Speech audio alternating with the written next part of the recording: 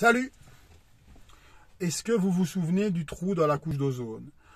Cet espace laissé béant par l'activité humaine dans l'atmosphère qui, menaçant de s'agrandir, allait tous nous tuer, car les rayons du soleil nous auraient frappés directement. Les moins de 25 ans ne peuvent pas connaître cette histoire puisque on n'en a plus entendu parler du tout au tournant des années 2000. Et pourtant le sujet était omniprésent. On en entendait parler partout. Les pays se réunissaient pour en discuter. Les publicités vous en parlaient, les déodorants n'étaient achetés que si ils préservaient la couche d'ozone. Vous aviez un petit globe avec une main au-dessus. Signe que ce produit préservait la couche d'ozone, c'est en tout cas ce qu'on racontait. Et le sujet a complètement disparu quasiment du jour au lendemain. On n'en a plus entendu parler. On a expliqué vite fait que le trou s'était refermé, on ne sait ni comment ni pourquoi. Et il a été remplacé par un autre, par le réchauffement climatique anthropique, à savoir causé, lui aussi, par l'activité humaine. C'est d'ailleurs le seul point commun entre ces deux histoires. Alors, j'imagine que si quelqu'un avait critiqué le trou dans la couche d'ozone à l'époque, il aurait sans doute été taxé d'horribles pollueurs, d'ennemis de la planète, ou de personnes qui se mettent des œillères pour ne pas voir la réalité en face. Difficile à dire puisque à l'époque on discutait beaucoup moins, la vérité établie, c'était avant Internet. En tout cas, tout ceci est vérifiable si vous remettez en cause le scénario officiel concernant le réchauffement climatique, à savoir qu'il est 100% causé par l'homme, que c'est principalement les activités quotidiennes qui le causent, et que dans quelques dizaines d'années, la Terre deviendra inhabitable par notre propre faute. Comment dire, comment en parler sans heurter les personnes qui pensent religieusement que c'est la vérité, que les gentils scientifiques sont sur le pied de guerre pour nous avertir, que quelque chose doit être fait. Quel est ce quelque chose ? Ce problème est connu depuis à peu près 50 ans. Puisque personne ne peut nier que les températures ne montent pas. Ou qu'elles ont monté. Est-ce qu'elles continuent actuellement à monter? On nous affirme que oui, sans arrêt, mais bon. Dans les faits, ce serait un coup bas de ma part d'expliquer qu'il est à remettre en cause, puisque nous vivons l'été, un des étés les plus froids de notre courte existence, en tout cas pour les jeunes trentenaires. Non seulement l'été, mais on peut également mettre aussi le printemps dedans. Ce serait un coup de ma part d'affirmer que c'est la preuve que le réchauffement n'existe pas, puisque cet été et ce printemps ont été parmi les plus froids du XXIe siècle. Il n'empêche que, bien que je ne me servirais pas de cet argument, si l'été avait été plus chaud, la presse, elle, et tous ses relais n'auraient pas hésité à expliquer que cet été n'est pas normal et que par conséquent, il est une preuve indiscutable du réchauffement. Donc en réalité, quand il fait chaud, c'est une preuve. Quand il fait froid, cela ne remet pas le réchauffement en cause. En fait, si. Les étés pluvieux, comme le mois de juillet très pluvieux que nous avons eu, est également une conséquence du réchauffement. En réalité, les malheureux qui ont perdu la vie dans les inondations qui ont frappé la Belgique n'étaient même pas encore identifiés, que les experts couraient déjà, les fameux experts, couraient déjà sur les plateaux de télé pour expliquer que l'homme était responsable, et particulièrement le mec qui se lève le matin pour prendre sa voiture pour aller travailler. En réalité, on constate que tout est verrouillé. Toutes les théories sont déjà parues quelque part. C'est-à-dire que On nous affirme que le climat se réchauffe sans arrêt et que les prochaines années seront plus chaudes que les précédentes. Donc, si ça se passe comme ça, ce sera le réchauffement. Si la tendance s'inverse et que ça se refroidit, ce sera également le réchauffement. Si le climat est sec, c'est le réchauffement. Si le climat est humide, c'est à cause du réchauffement également. En réalité, pour échapper à cette théorie, il faudrait qu'on ait un climat parfaitement stable, avec des étés à 20 degrés, des automnes à 10, des hivers à 0 et des printemps à 15. Sauf que dans les faits, pour quiconque s'y intéresse un peu, on constatera que ça n'a jamais fonctionné comme ça. D'ailleurs, beaucoup de gens ignorent, puisqu'on... C'est pas qu'on le cache, mais on n'en parle pas forcément beaucoup. Le Moyen-Âge était une période plus chaude qu'aujourd'hui. De par la culture de la vigne qui s'étendait plus au nord en Angleterre, on constate que le climat était plus chaud sans que le CO2 n'ait quelque chose à voir là-dedans. Ensuite, à l'aube de la Renaissance, le climat a commencé à se refroidir, de l'ordre de moins d'1 degré en moyenne, mais c'était suffisant pour faire geler les grands fleuves européens chaque hiver. Le Rhin, la Tamise, tout ça était gelé chaque hiver, et donc les famines et les étés pourris étaient fréquents. Cette période a tout doucement pris fin il y a à peu près 200 ans. Donc ça veut dire qu'on continue à sortir de cette période. Donc ça veut dire que les températures augmentent toujours, résultante de cette petite vague glaciaire qui s'est terminée. Alors, oui, si on nous dit forcément que depuis 1833, donc c'est la date du début des observations météo, le climat n'a fait que monter, c'est un peu normal puisqu'on sort d'une période froide, sauf qu'il est aisé de penser que c'est uniquement dû à l'activité humaine, donc qui entraîne le gaz à effet de serre, qui ne troue plus la couche d'ozone, ça c'est fini, mais qui se répand sur la surface du globe, qui nous fera bientôt tous suffoquer. Il faut savoir qu'il y a 45-50 ans, c'était l'inverse que l'on prévoyait. C'était un an 2000 sous la glace.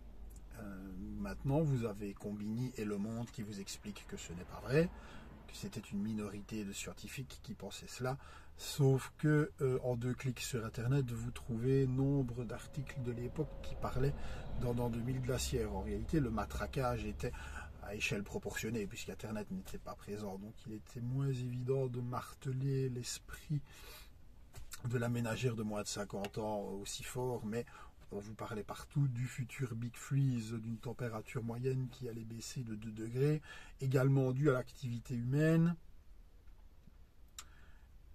et qui allait donc rendre la planète inhabitable, mais dans l'autre sens. Ça fait beaucoup de théories différentes pour une seule et même direction, à savoir taxer et restreindre les libertés. Alors, non pas que les complotistes, comme beaucoup aiment à les appeler, je vais suivre leurs termes, réfutent absolument toute théorie qui fait consensus, et encore cela se discute, étant donné que le scientifique qui voudra par exemple créer un documentaire animalier, le scientifique, le documentaliste qui souhaitera créer un film documentaire, que ce soit sur la faune ou sur la flore, que ce soit sur les abysses de l'océan Indien ou sur le renard polaire, devra mentionner le réchauffement climatique, sans quoi il ne sera pas subventionné. Ça, c'est quelque chose que beaucoup de gens ignorent, pourtant c'est le cas. Celui qui ne le mentionne pas n'est pas subventionné. C'est pour cela que si vous allumez National Geographic ou Arte, le moindre documentaire que vous regarderez en parlera forcément. Il est obligé. De même que le scientifique qui invalidera la théorie ou qui la mettra en doute sera certes invité une fois sur les plateaux de TV, sera ridiculisé, et s'il est un peu trop insistant, il ne sera tout simplement plus invité. De cette façon, le mec qui rentre crevé du boulot, qui s'installe à 19h pour écouter les informations à la télé, et ne peut croire qu'une seule chose, c'est que la planète est en danger, qu'il est temps de faire quelque chose, qu'il est temps de réduire sa consommation, mais sans jamais avoir de projet concret.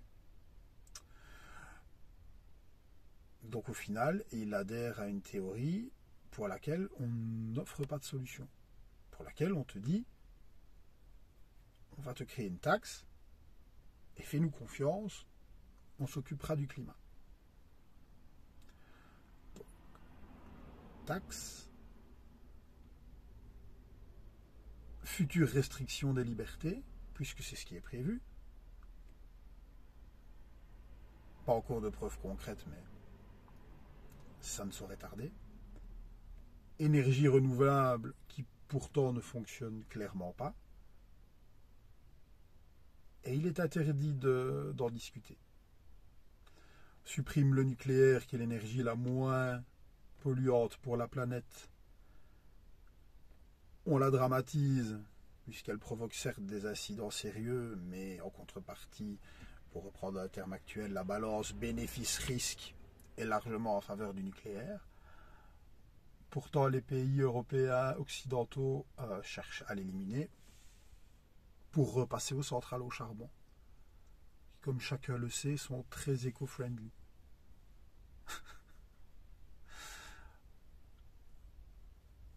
Aussi, vous remarquerez que les grandes entreprises, Amazon, SpaceX, par exemple, pour ne citer qu'elles, sont rarement pointées du doigt lorsqu'il s'agit de discuter de l'effet anthropique du réchauffement. Ce sera toujours le citoyen qui sera pointé du doigt et à qui on demandera de faire des efforts. Et maintenant que le fait de pouvoir sortir de chez soi n'est plus une certitude, n'est plus un acquis, mais plutôt un privilège, 2020 étant passé par là, on peut s'attendre à tout sous couvert de vouloir sauver la planète. D'ailleurs, l'accélération qui a lieu en ce moment me fait penser que l'agenda est clairement établi et qu'on considère que l'humanité est prête à s'y rendre. Le problème, c'est qu'énormément de gens sont... Bon, je n'ai pas envie de dire qu'ils sont hypocrites, mais on les voit régulièrement critiquer, poster sur Facebook des articles de la presse mainstream qui expliquent que nous sommes d'infâmes pollueurs. Alors, tout le monde s'inquiète de la planète. Tout le monde a à cœur de la protéger, surtout ici. Mais les personnes qui donnent des leçons, en général, ne font pas grand-chose d'autre. Se contentent de partager des liens et on ne sait trop comment, s'estiment absous de leurs péchés, alors qu'elles continuent à vivre normalement. Enfin, personnellement, si je pensais vraiment que la Terre allait devenir une boule de feu dans 50 ans, j'aurais déjà changé à 180 degrés ma façon de vivre. Donc je suis obligé de poser la question, y croyez-vous vraiment ? Y croyez-vous vraiment ou n'essayez-vous pas plutôt de vous alléger l'esprit en confessant quelque part vos péchés, puisque personne n'aime polluer, personne n'aime voir du benzène sortir de sa bagnole. Personne n'aime ça, à part les Américains. Mais au final, qu'est-ce qui est prévu ? Encore une fois, c'est une interrogation à avoir. Qu'est-ce qui est prévu ? qu'est-ce qui est prévu pour contrer tout ça, si le problème est bien réel, ce dont je doute, puisque la fin du monde a menacé à chaque époque. Au final, on est toujours là à faire les mêmes conneries, et je suis persuadé qu'en 2050, on sera toujours là, et que la fin du monde sera pour 2060. Je rappelle qu'à la base, on expliquait que Manhattan devait se trouver sous les eaux à l'aube de l'an 2000, que le niveau de la mer devait monter de 5 ou 10 mètres en 2010, que la neige ne serait plus qu'un lointain souvenir. Alors que, bon, c'est l'hiver dernier, enneigement record dans les Alpes. Malheureusement, côté français, ils n'ont pas pu en profiter. Donc, au final, on s'en fout un peu des contre-arguments qui pourraient me dire non, le réchauffement est à remettre en doute. Les arguments, je n'ai pas besoin de les aligner. Ce que je veux dire, c'est que demandez-vous si les personnes qui vous martèlent jour et nuit qu'il est temps de faire quelque chose sans jamais apporter la moindre solution ont réellement votre intérêt à cœur. Ne s'engouffre-t-il pas plutôt dans cette nouvelle brèche qui a rendu la privation de liberté possible pour des personnes ayant été gavées de droits de l'homme toute leur vie?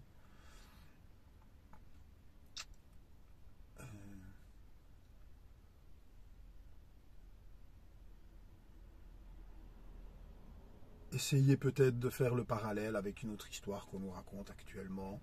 Beaucoup de termes sont communs.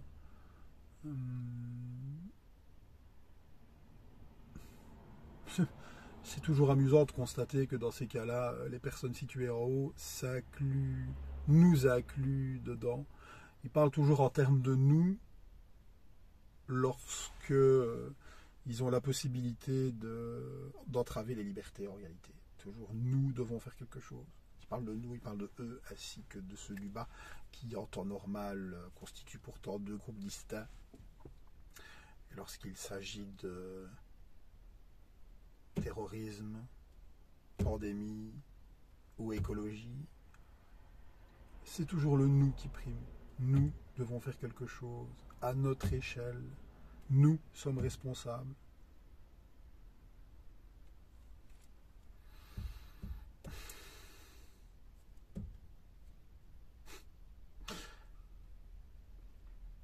À quelle sauce sera-t-on bouffé au cours de cette décennie, honnêtement?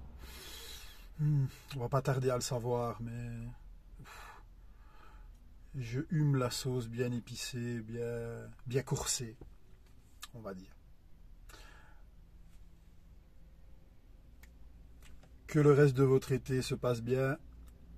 Et j'aimerais être optimiste pour l'automne, mais ça fait longtemps que on n'a plus beaucoup l'occasion de l'être. Salut!